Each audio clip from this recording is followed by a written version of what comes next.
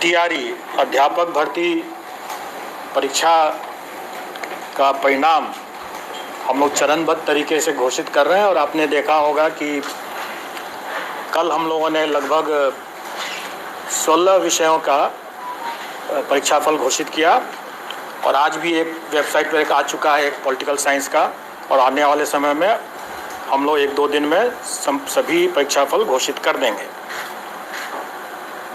थोड़ा मैं इसकी पृष्ठभूमि में आप लोगों को कुछ बातें बताना चाहूँगा। आप लोगों को स्मरण होगा कि जिस समय सरकार ने ये घोषणा की थी कि अध्यापक भर्ती किया जाएगा और ये दायित्व बिहार लोक सेवा आयोग को दिया गया था, तब से लेकर के अब तक कई अवसरों पर अलग अलग तरीके से अलग अलग लोगों के द्वारा कई संदेह और कई प्रश्न चिन्ह भी उठाए गए थे। सबसे पहले तो ये कहा गया था कि आयोग की इतनी क्षमता ही नहीं है। 10 साल में आयोग ने मुश्किल से कुछ हज़ार नियुक्तियां ही की हैं, तो अब किसी भी हालत में इतनी बड़ी नियुक्ति आयोग नहीं कर पाएगी। उसके बाद पेपर लीक के बारे में भी लोग तरह तरह की संशय करते रहते थे, आशंका व्यक्त करते थे।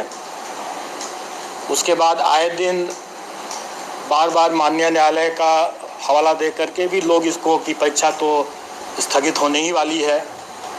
ऐसा कोई दिन नहीं था जब लोग सुबह से लेकर के रात तक लोग इस परीक्षा को रद्द करने पर लगे हुए थे।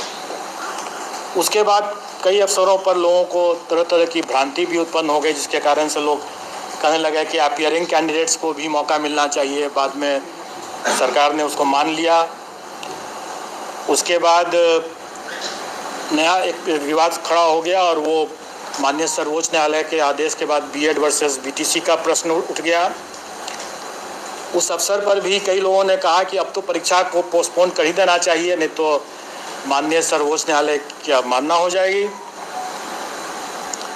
उस दरमियान हम लोगों ने यह भी एक निर्णय लिया था कि चूँकि परीक्षार्थी संशय में पड़े हुए थे, आए दिन परीक्षा स्थगित होने की बात, परीक्षा रद्द होने की बात और तरह तरह के विवाद के कारण से परीक्षार्थी जो थे, अभ्यर्थी जो थे, वो शायद उतनी तैयारी नहीं कर पा रहे थे। इसके कारण से भी हम लोगों ने ये प्रस्ताव रखा हुआ था कि हम 75% अभ्यर्थी या रिक्ति दोनों में जो कम है उसके उतना तक हम लोग जाने का कोशिश करेंगे और उसके लिए क्वालिफाइंग जो मार्क्स है, कट ऑफ मार्क्स है, वो हम रिलैक्स भी कर सकते हैं। इसको लेकर के भी कुछ लोगों ने कहा कि अब तो गुणवत्तापूर्ण शिक्षा का क्या मतलब रह गया जब आप फेलियर कैंडिडेट्स को भी आप सेलेक्ट कर लेंगे। उसके बाद जब हम लोगों ने परीक्षा आयोजित कराई और जो प्राथमिक वाले पीआरटी वाले जब निकल के आए तो लोगों ने हल्ला करना शुरू किया कि ये परीक्षा तो ऑफिसर्स के लिए है, ये परीक्षा तो टीचर्स के लिए नहीं है, फिर सरकार की नियत ही नहीं है नियुक्ति करने की। ये सब बातें हुई। उसके बाद जब हम लोग ओएमआर शीट नहीं अपलोड कर रहे थे तो लोगों ने उसके लिए मांग करना शुरू किया कि ओएमआर शीट क्यों नहीं अपलोड हो रहा है।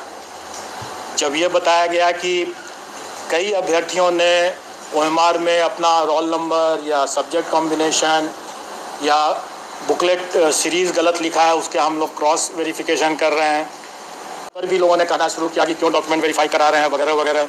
एग्ज़ाम में तो लोग कह ही रहे थे कि जब परीक्षा फल ही नहीं देंगे तो परीक्षा कराने का क्या मतलब है, बाराती और दूल्हा की बात भी कह रहे थे।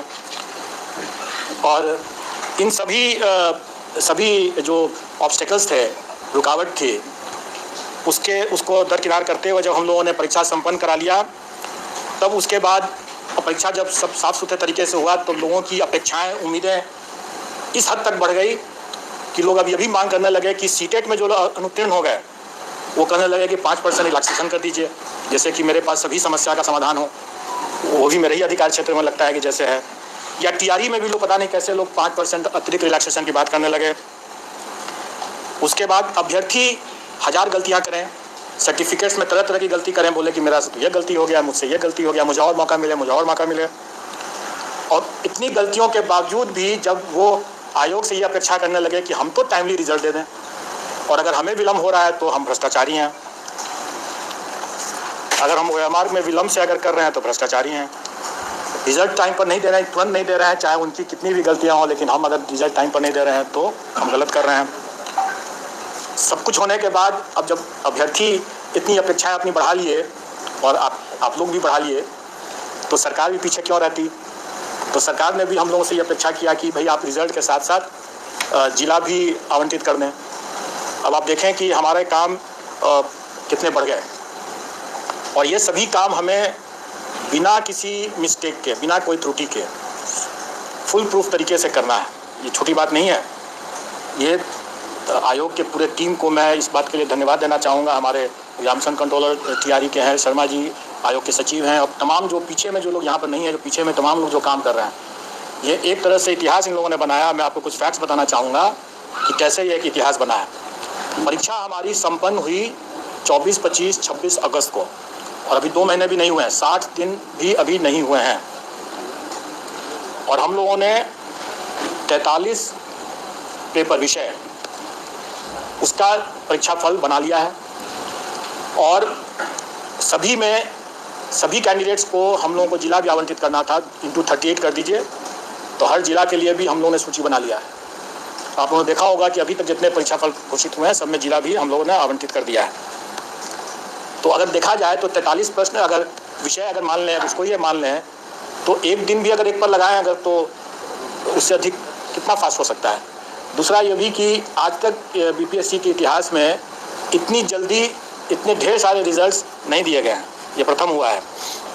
दूसरी बात, जो लोग कहते रहे कि हम लोगों ने रिलैक्स कर दिया क्वालिफाइंग कट ऑफ को 75% के हासिल करने के लिए इस उद्देश्य से, और इसमें गुणवत्तापूर्ण शिक्षा प्रभावित हुई, तो ऐसी कोई बात नहीं है। आप लोगों को ये सुखद आश्चर्य होगा, और ये बात तो हम लोगों को भी अनुमान था कि बिहार के अभ्यर्थी काफ़ी काबिल हैं, और उन्हें ये इनका काफ़ी एक्सपीरियंस भी है, तजुर्बा है ऐसे प्रतियोगी परीक्षाओं को देते रहने का, और इसीलिए हम लोग कॉन्फिडेंट थे। जबकि कई लोगों ने इस बात को उठाया था कि बड़ा कठिन प्रश्न आ गया है, कैसे होगा, क्या होगा, लेकिन मैं आप लोगों को बता दूं कि कुछ ही 2-3 ही विषय छोड़ करके, और उसमें निश्चित तौर पर वो प्राथमिक का जो मामला था जिसमें कि सबसे ज़्यादा लोग विवाद कर रहे थे कि बड़ा टफ क्वेश्चन आ गया है, उसमें तो बिल्कुल ही नहीं। किसी भी विषय में 1-2 विषय को छोड़ करके, 1-2 मामले को छोड़ करके, किसी भी मामले में हमें अपने क्वालिफाइंग कट ऑफ को रिलैक्स करने की ज़रूरत नहीं पड़ी। सभी अभ्यर्थी अच्छी गुणवत्ता के हैं, और जो सफल हुए हैं वो निश्चित तौर पर अच्छे लोग हैं। इस परीक्षा में हम लोगों ने बड़े पैमाने पर टेक्नोलॉजी का उपयोग किया। कुछ की बानगी तो आप लोगों ने यहाँ के आयोग के हमारे कमांड कंट्रोल रूम को भी देख करके आप लोगों ने समझ लिया होगा। कुछ की बानगी जो मुन्ना भाई पकड़े गए उन्हें भी अब समझ में आ गया होगा। और इसके अलावा जो मैं बार बार ये कहता रहा हूँ कि जो कार्य हम पर्दे के समक्ष करते हैं वो सब लोग देखते हैं, सब लोग की नज़र में रहता है, लेकिन उससे कहीं ज़्यादा कार्य जो होता है वो पर्दे के पीछे भी होता है, और पर्दे के पीछे का कार्य महत्वपूर्ण होता है, लोगों की नज़र में नहीं रहता, इसलिए ज़्यादा उसमें हम लोगों को एहतियात बरतने की ज़रूरत पड़ती है। आज जो हम इतने परीक्षा फल को बनाए हैं, और आज जो हम जिला आवंटन कर पाए हैं इतने कम समय में, इसका श्रेय जाता है हम लोगों के टेक्नोलॉजी को यूज़ करने का। हम लोगों ने सारा चीज़ सॉफ्टवेयर से किया, रिज़ल्ट भी बनाया सॉफ्टवेयर से, और डिस्ट्रिक्ट एलोकेशन भी सॉफ्टवेयर से हम लोगों ने किया है। और इसको हम लोगों ने आगे बढ़ाते हुए, क्योंकि हम लोगों ने देखा कि डॉक्यूमेंट वेरिफिकेशन के समय जो हम लोगों ने 11th, 12th and 9th, 10th का जो डॉक्यूमेंट वेरिफिकेशन का काम कराए, उसमें हम लोगों ने पाया कि अभ्यर्थी आवेदन देते समय 1000 तरह की गलतियां कर बैठे थे। उसके बाद जब वो वहाँ पर डॉक्यूमेंट वेरिफिकेशन के लिए आए तो उसमें भी कई गलतियाँ हुई, क्योंकि कई लोगों का तो पूर्ण वेरिफिकेशन हो गया, लेकिन कुछ लोगों का पार्शियल हुआ। बड़े पैमाने में अभ्यर्थियों अनुपस्थित रहे जानबूझ करके, क्योंकि जब हम लोगों ने उनके डॉक्यूमेंट्स को जो उन्होंने आवेदन में जो दिया था उनको हम लोगों ने जब वेरीफाई किया तो हम लोगों ने पाया कि वैसे लोग जानबूझ करके अनुपस्थित रहे, क्योंकि उसके पहले 500 लोग ऐसे थे जिनका डॉक्यूमेंट वेरिफिकेशन में बिल्कुल ही अप्रमाणित पाया गया। और जिनका अप्रमाणित पाया गया उसके डॉक्यूमेंट्स की जब हम लोगों ने यहाँ से भी हम लोगों ने जब जाँच किया तो हम लोगों ने पाया कि वाकई में वो सही तरीके से ही बाहर किए गए हैं। और शायद उन लोगों को ये भनक थी कि हम लोग उस पर कड़ी कार्रवाई करेंगे, और इसीलिए बड़े पैमाने पर कई अभ्यर्थी डॉक्यूमेंट वेरिफिकेशन के लिए नहीं आए। लेकिन कई ऐसे जेन्युइन अभ्यर्थी भी हो सकते हैं जो डॉक्यूमेंट वेरिफिकेशन में नहीं आए, क्योंकि हम लोगों ने उनका भी डॉक्यूमेंट अपने स्तर से चेक करने की कोशिश की। कुछ लोगों का पार्शियल वेरिफिकेशन हुआ था, उन लोगों का भी हम लोगों ने डॉक्यूमेंट देखा। इन सब कठिनाइयों को देखते हुए हम लोगों ने यह निर्णय लिया कि हम लोगों को इसमें भी टेक्नोलॉजी का उपयोग करना पड़ेगा, क्योंकि हम लोग ये सारा कार्य खुद नहीं कर सकते हैं।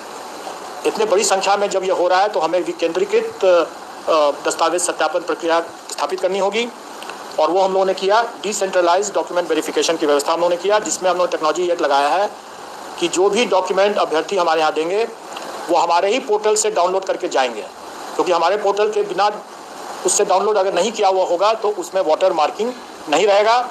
इसका मतलब ये होगा कि वो डॉक्यूमेंट हमारे पोर्टल पर नहीं है। तो जो चीज़ हमारे पोर्टल पर नहीं है उसका हम कोई संज्ञान नहीं ले सकते हैं, और इसीलिए हम लोगों ने जो डिसेंट्रलाइज्ड डॉक्यूमेंट वेरिफिकेशन की बात किया उसमें भी हम लोगों ने हिदायत दे दी है कि जो डॉक्यूमेंट आयोग के पोर्टल पर है ही नहीं उसका कोई संज्ञान नहीं लिया जा सकता है। इसलिए जब भी कोई अभ्यर्थी वहाँ जाते हैं, जो सफल अभ्यर्थी जाते हैं डिसेंट्रलाइज्ड डॉक्यूमेंट वेरिफिकेशन के समय, अपने योगदान करने के समय, अगर उनको लगता है कि कोई डॉक्यूमेंट ज़रूरी है और वो हमारे पोर्टल पर नहीं उन्होंने अपलोड किया है, तो वो बेशक अपलोड करें और फिर डाउनलोड करें और फिर उसको लेकर जाए, क्योंकि उसमें वाटर मार्क हो जाएगा। वो प्रूफ होगा कि हमारे यहाँ वो आयोग के पोर्टल पर उन्होंने डाल दिया है, क्योंकि यही बाद में 10 साल 20 साल जब भी खोजा जाएगा तो यही डॉक्यूमेंट रहेगा, और ये बहुत आवश्यक है।